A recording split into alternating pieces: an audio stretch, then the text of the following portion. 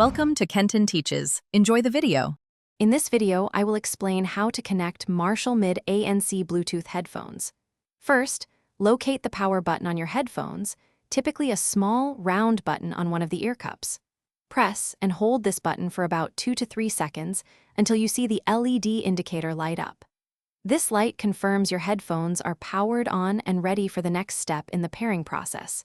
Make sure they have sufficient battery charge. Once your Marshall Mid ANC headphones are powered on, continue holding the power button for an additional few seconds. You will notice the LED indicator begin to flash a distinct blue light. This flashing blue light signifies that your headphones have successfully entered Bluetooth pairing mode. They are now actively searching for a device to connect with, making them discoverable to your smartphone, tablet, or computer. Now grab the device you wish to connect your headphones to, whether it's your phone, tablet, or laptop. Navigate to its Bluetooth settings menu. In the list of available devices, you should see Marshall Mid ANC appear.